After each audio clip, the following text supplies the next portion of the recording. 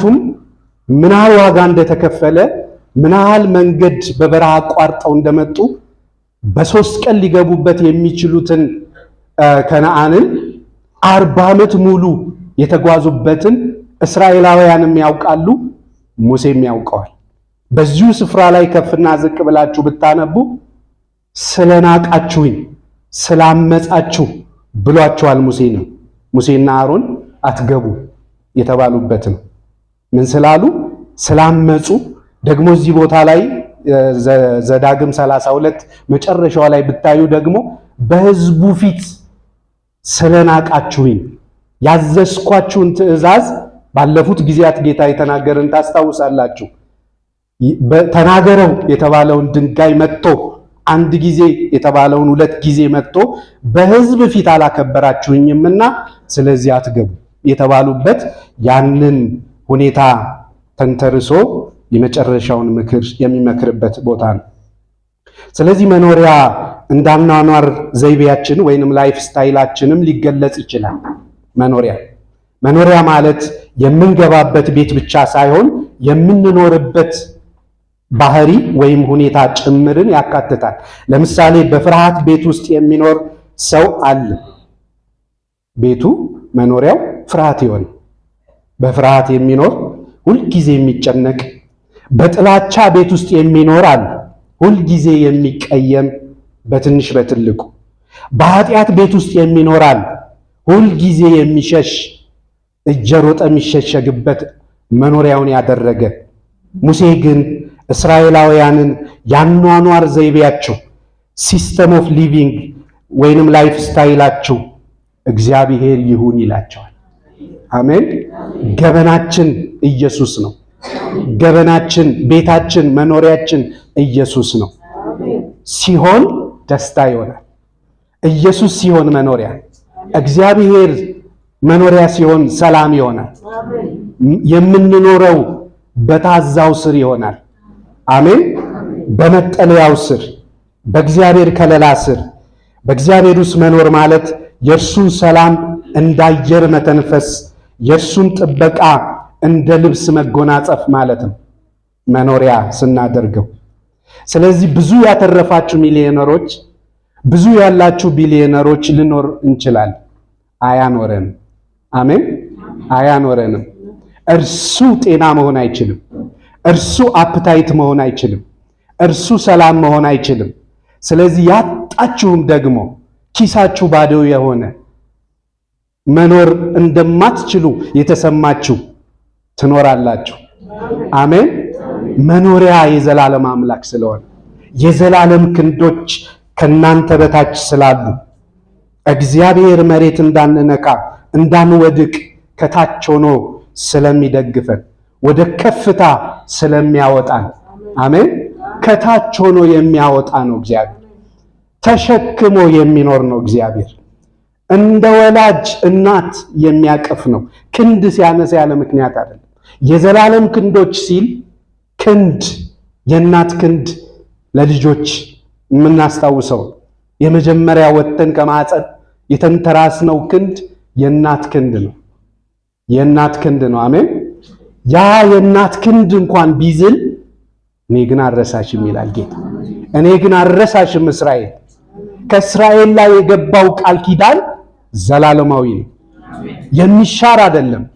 ከአብርሃም ጋር ቃል ገብቷል፣ ከይስሐቅ ጋር ቃል ገብቷል፣ ከያዕቆብ ጋር ይሽሩን ይለዋል። እዚህ ቦታ እስራኤል ይሽሩን ኦይ እያለ ምስጢር የሚናገርበት ቦታ ነው ወገኖቼ። ታላላቅ ምስጢራት ያሉበት ስፍራ ነው።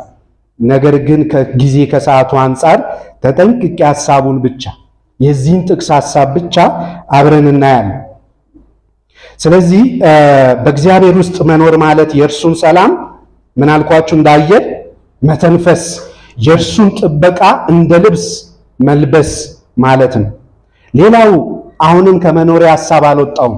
ምድራዊ ክምችት እና ሰማያዊ መኖሪያን ስናነጻጽር ኢየሱስ ክርስቶስ በማቴዎስ 6 ከ19 እስከ 20 ላይ ያስጠነቀቀን ትልቅ ምስጢር አለ። ብልና ዝገት በሚያጠፉት ሌቦችም ቆፍረው በሚሰርቁት ዘንድ ለእናንተ በምድር ላይ መዝገብ አታከማችሁ። ምን አታከማችሁ? መዝገብ፣ ዋስትና አትሰብስቡ። ዋስትና ሊሆነን አይችልም።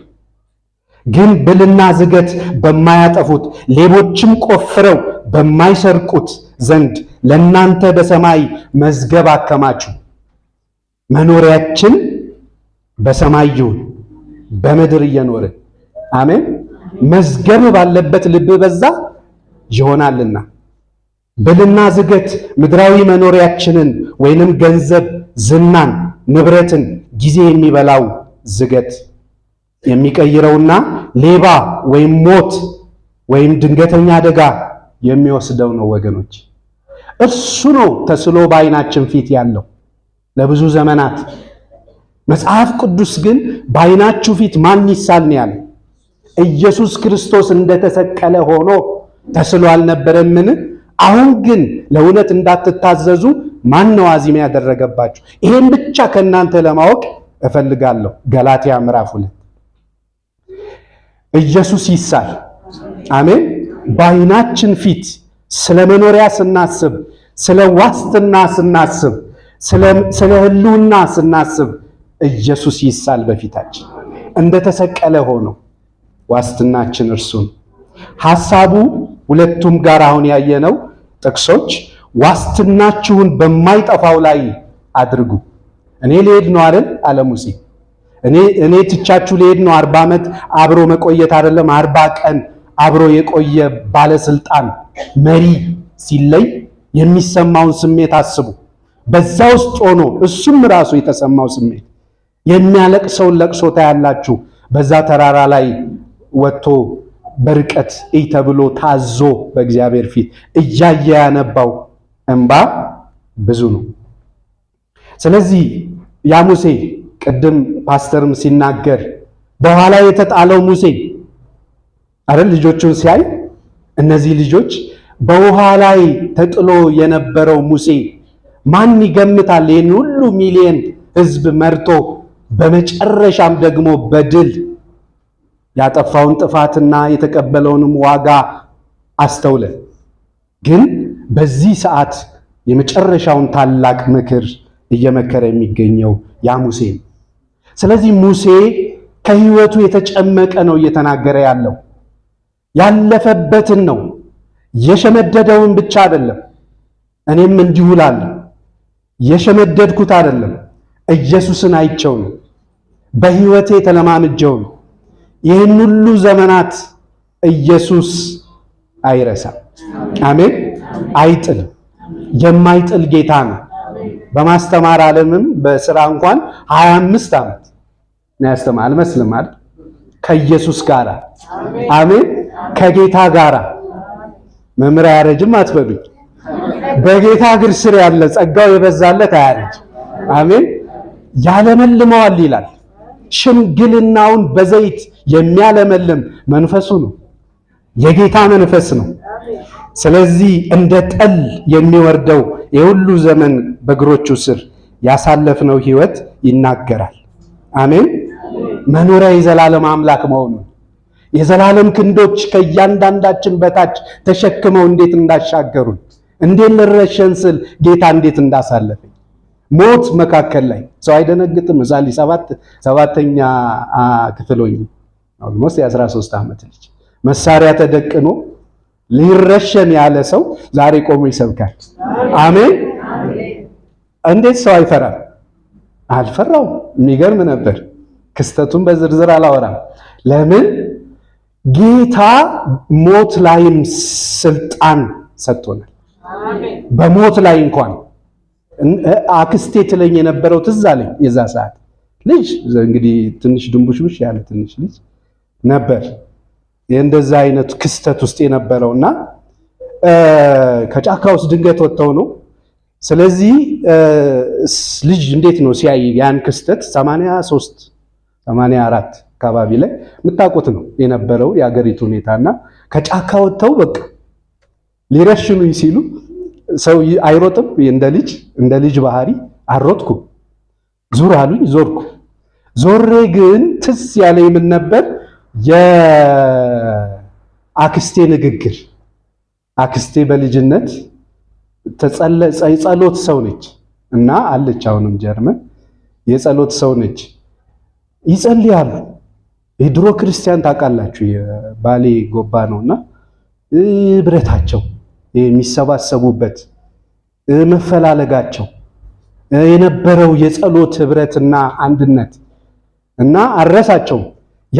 ያ ስዕል አለ ውስጤ። ዲቴይል ስለ ወንጌል ባይነግሩኝም ግን ክስተቱ ሁኔታው ሁሉ ፊቴ መጣ። አንድ ጊዜ ግን የጠየቅኳት ጥያቄ ነበር። ሰው ሊሞት ሲል የመጨረሻው አፋፍ ላይ ሆኖ ጌታ ሆይ ይቅር በለኝ ቢለው ይቅር ይለዋል ብያታለሁ በልጅነት። አዎ ይቅር ይለዋል አለች። ልጆች ሲጠይቋችሁ ዝም እንዳትሉ፣ እውነተኛውን ንገሯቸው። በዚህ ሰዓት ስንቆነኝ በዚህ የሞት አፋፍ ላይ ያለው ጌታ ሆይ አሁን ልመጣ ነው ወደ አንተ፣ ስለዚህ ነፍሴን ተቀበል ማለት አስቻለኝ። ብሮጥ ይመቱኝ ነበር። ለምን ለሌላ ተልኮ መንቀሳቀስ መስል ነበር። አልሮጥኩም። ስለዚህ በጌታ ፊት ታመንኩ። አሜን። እንደሚቀበለኝ እንደማን ነው? ጌታን ሰማይ ተከፍቶ እየተወገረ በድንጋይ እየተወገረ እንደ እስጢፋኖስ እንዴት ሰው ይችላል? ድንጋይ ኮብልስቶን አናቱ ላይ እያረፈ የሚያደርጉትን አያውቁምና ይቅር በላቸው የሚል አቅም ያገኛል። ሲደርስብን ወገኖች የሚገባል። ማንበቡንማ ብዙ ዘመን አነበብ ነው። ስንኖረው ግን የምንኖረው ቃሉ ሲሆን ኢየሱስ ያሻግራል። አሻግሮ የዘላለም